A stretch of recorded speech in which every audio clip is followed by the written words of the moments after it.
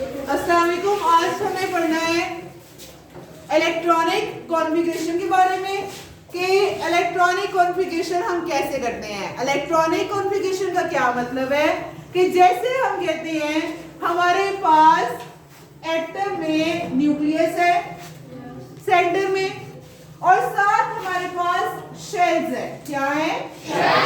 Shells. जैसे हमने पढ़ा कि हमारे पास जो एटम का न्यूक्लियस है, न्यूक्लियस में हमारे पास प्रोटॉन और न्यूट्रॉन पाए जाते हैं और जो शेल्स है, शेल्स में हमारे पास इलेक्ट्रॉन पाए जाते हैं। क्या पाए जाते हैं? इलेक्ट्रॉन्स पाए जाते हैं। अब ये इलेक्ट्रॉन किस तरह से एटम के अंदर अरेंज होते हैं, किस तरह से किस शेल में कितने इलेक्ट्रॉन्स आते हैं, उसके बारे में हमने पढ़ना है कि कैसे कैसे हम इलेक्ट्रॉन को बेसिकली डिस्ट्रीब्यूट कर सकते हैं एटम में, शेल्स के अंदर। इलेक्ट्रॉनिक कॉन्फ़िगरेशन क्या है? The distribution of electrons around nucleus in various shell and subshell. Shells जो है, शेल सब शेल को मिलाने से बनते हैं। जैसे ये स्कूल है, जैसे एक घर है, तो वो घर कमरों को मिलाने से बनता है ना, कि कमरे हैं, कमरे, एक कमरा है, घर छोटा होगा, दो कमरे हैं, घर जरा बड़ा होगा, तीन है और बड़ा होगा। तो वो कमरे आपके लिए हमारे पास सब शेल और घर को आपके लिए हमारे पास शेल। हम ये इलेक्ट्रॉनिक कॉन्फ़िगरेशन जो है इसको हम समझते हैं घर और कमरों की एग्जांपल देके। ठीक, जैसे हम कहते हैं घर है, उसमें कमरे हैं, कमरे में मेंबर्स रह रहे हैं। ठीक है, इस तरह से हम एग्जांपल देते हैं। फॉर एग्जांपल हम कहते हैं हमारे पास बेसिकली क्या होता है, वैसे तो there are various shells around the atom, बहुत सारे शेल है, लेकिन 4 शेल डिस्कस किए जाते हैं। जो पहला शेल है उसको कहा जाता है के, दूसरा एल, तीसरा एम, चौथा एन। ये हम कह देते हैं हमारे पास घर है। क्या है ये? घर। फॉर एग्जाम्पल हम कहते हैं हमारे पास एक मोहल्ला है, एक गली है, उसमें हमारे पास 4 घर है। पहला घर है के, दूसरा एल, तीसरा एम, चौथा एन। ठीक, अब इन घरों में हमारे पास कमरे हैं। कमरे हमारे पास 4 तरह के हैं, 4 तरह के कमरे हैं, एस, पी, डी, एफ। 4 तरह के हमारे पास कमरे हैं। जो एस वाला कमरा है, एस मीन आप कह रहे स्मॉल, वैसे स्मॉल तो इसका मतलब नहीं होता, इनको शेप की, स्फीयर की शेप की बेस पे इसको एस का कहा गया है, तो एस से आप स्मॉल याद रखते। हम कह देते हैं हमारे पास जो एस वाला कमरा है ना, उसमें मैक्सिमम, जो एस वाला कमरा है उसमें मैक्सिमम 2 लोग रह सकते हैं। कितने लोग रह सकते हैं? 2। ठीक, फिर हम कहते हैं जो पी वाला कमरा है ना, वो जरा बड़ा है, उसमें मैक्सिमम 6 लोग रह सकते हैं। कितने लोग? 6 लोग रह सकते हैं। ठीक, जैसे हॉस्टल में होता है, हमारे हॉस्टल में था कुछ एक कमरा होता है जिसमें एक लोग रहते हैं, एक फर्द रहता है। फिर कुछ ऐसे कमरे हैं जिसमें 2 मेंबर्स रहते हैं, 2 बेड लगे होते हैं। कुछ जो है जो बहुत ज्यादा बड़े कमरे होते हैं, 8 वाले भी होते हैं, 12 वाले भी होते हैं। कुछ बड़े बड़े हॉल्स होते हैं, उनमें 12 से भी ज्यादा रहते हैं। जैसे हमारा रूम था, हमें 3 थे तो हम 3 रहते थे उसमें। ठीक, इसी तरह से हमारे पास जो कमरे हैं उनमें मेंबर्स के हिसाब से डिवाइड किया है। हम कहते हैं जो एस वाला कमरा है उसमें मैक्सिमम कितने लोग रह सकते हैं? 2। जो पी वाला कमरा है उसमें कितने लोग? 6। जो डी वाला कमरा है उसमें मैक्सिमम कितने लोग रह सकते हैं? 10। और जो एफ वाला कमरा है उसमें मैक्सिमम 14 रह सकते हैं। मतलब एफ वाला कमरा क्या है? सबसे बड़ा है, इसमें 14 मेंबर है। तो ये जो मेंबर्स है, मेंबर्स को हम कह देते हैं इलेक्ट्रॉन्स। क्या कह देते हैं?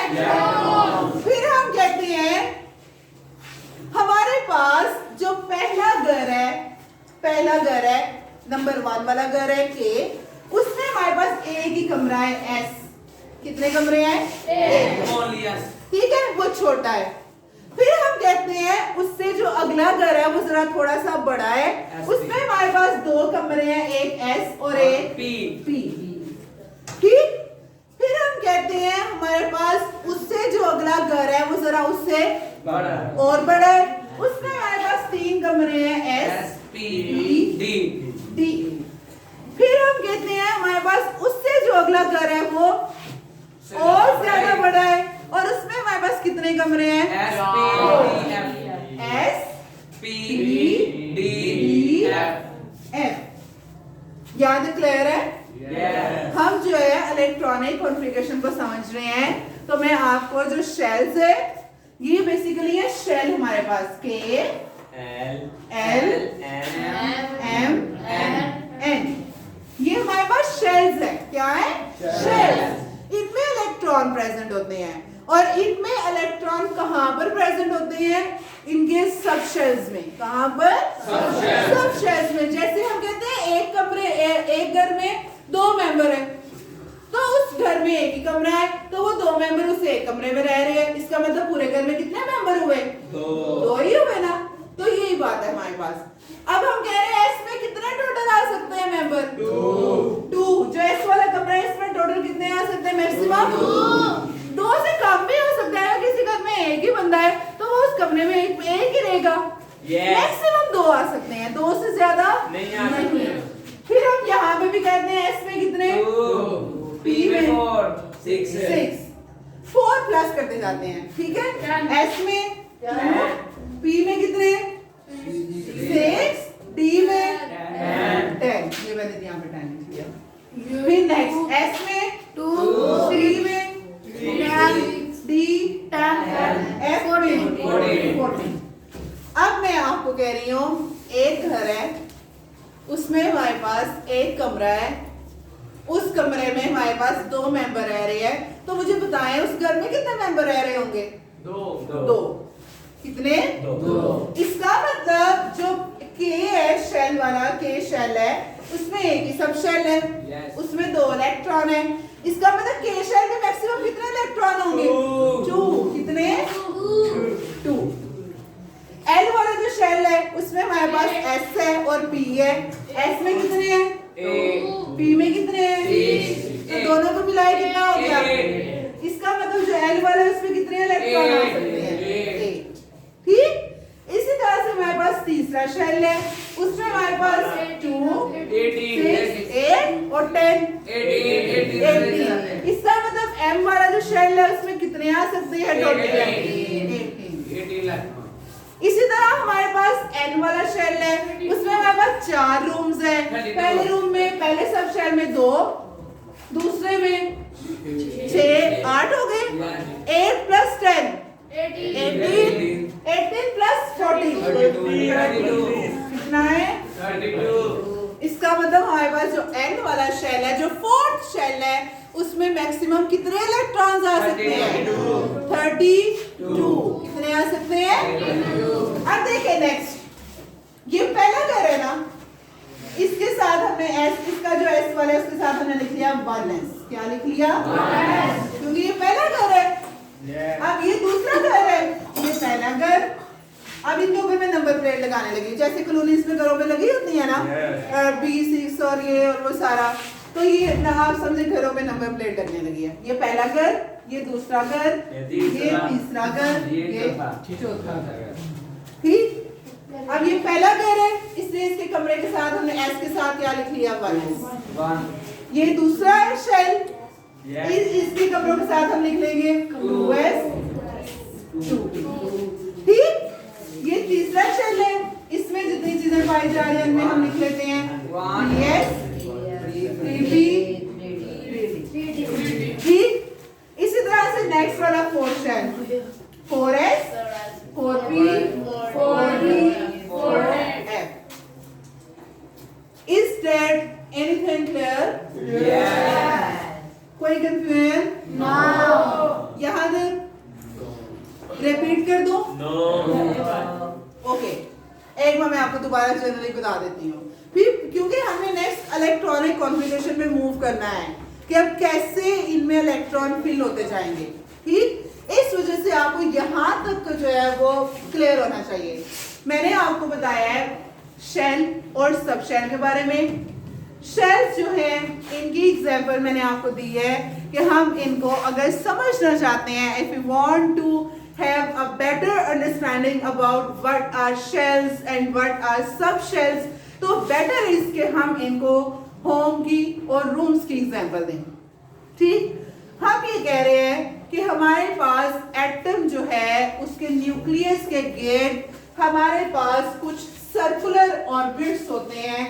इन ऑर्बिट्स को जिनमें इलेक्ट्रॉन्स पाए जाते हैं इनको हम शेल्स का नाम देते हैं।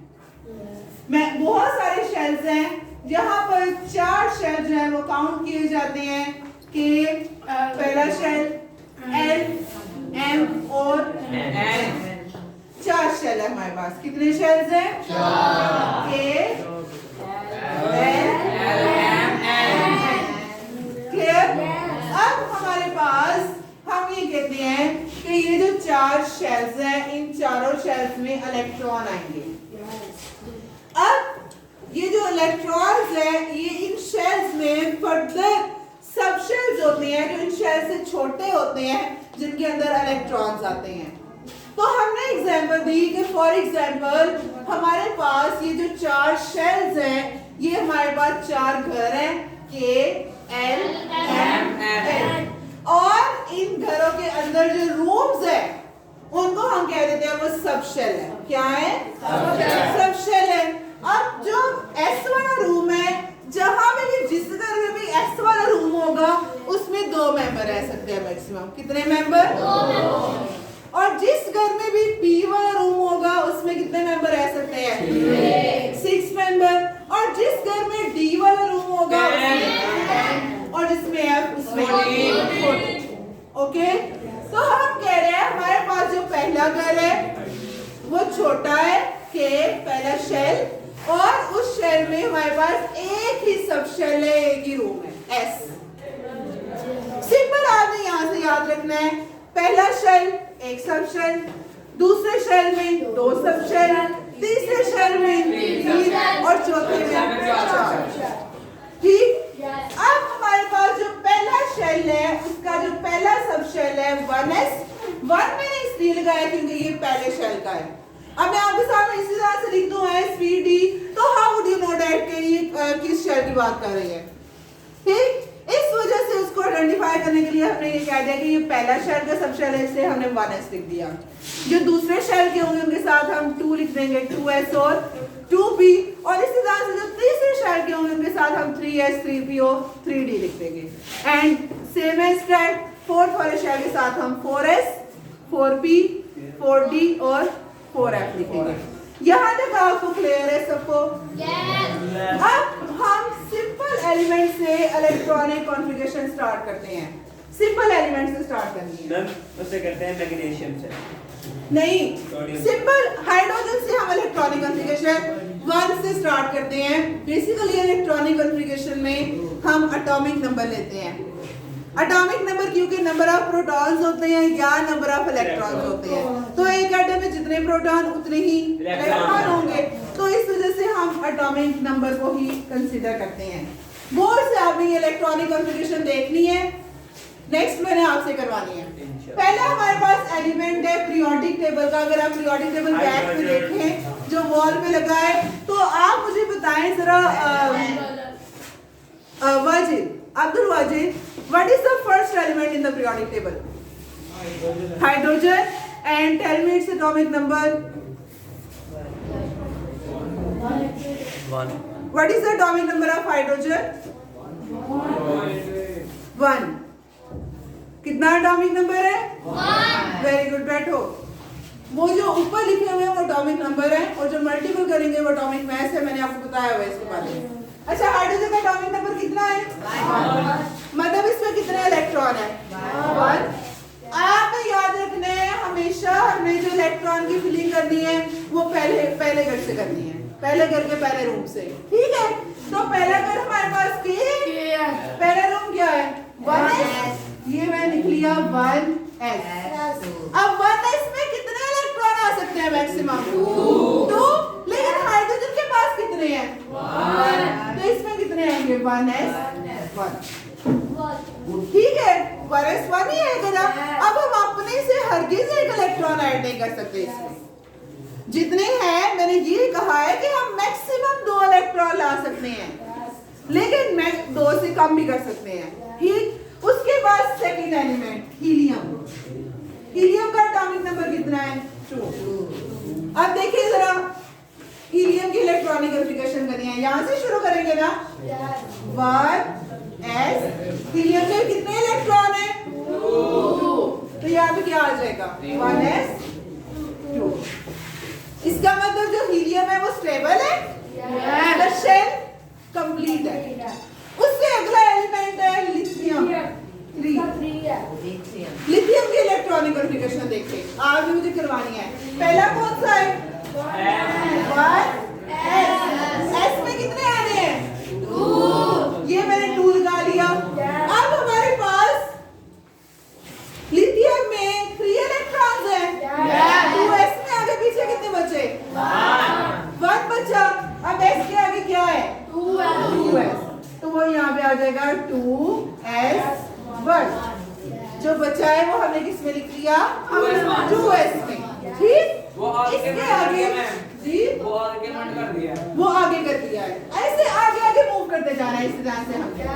ठीक है, फिर नेक्स्ट इलेक्ट्रॉनिक कॉन्फ़िगरेशन हम देखते हैं बेरिलियम। एटॉमिक नंबर कितना है? 4। अब आपने मुझे इसके इलेक्ट्रॉनिक कॉन्फ़िगरेशन लिखवानी है। पहला शेल 1s 2, 2 आगे पीछे कितने बचे? 2 और वो 2 किसमें आ जाए? 2s। ठीक, नो नॉट स्टेबल, क्योंकि सेकंड शेल में 8 आने चाहिए। सब शेल स्टेबल है, शेल नहीं है स्टेबल। ठीक है, अच्छा नेक्स्ट हमारे पास बोरान। एटॉमिक नंबर कितना है? 5। अब इसके इलेक्ट्रॉनिक कॉन्फ़िगरेशन करते हैं। वो बोरान ऊपर 5 लिखा हुआ है ना, ये सीरीज में हम पीरियड में मूव कर रहे हैं। इसका मुझे लिखवाएं बोरान का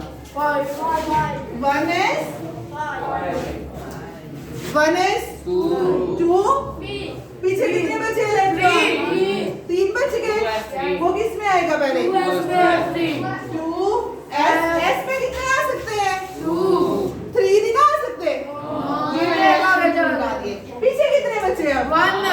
1। तो s से अगला क्या है? p, तो ये 2p1।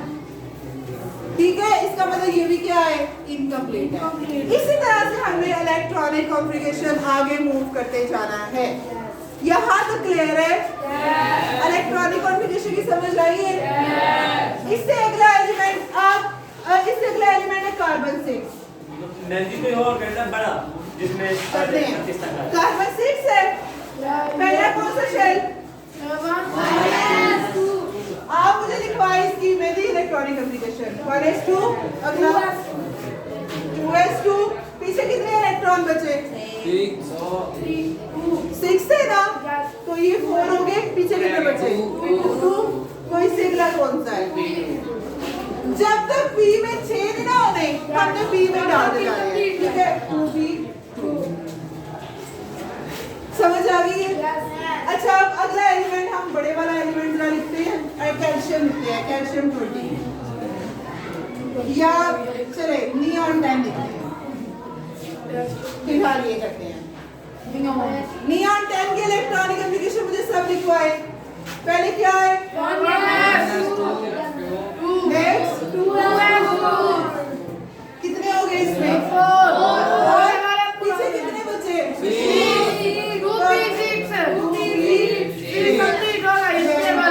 इसका मतलब ये क्या है? इसका देखिए पहला शेल भी और दूसरा शेल भी क्या है? कंप्लीट है। ये थी हमारे पास इलेक्ट्रॉनिक कॉन्फ़िगरेशन। अगर इसको किसी को भी कंफ्यूजन है इस बारे में तो मुझसे पूछे।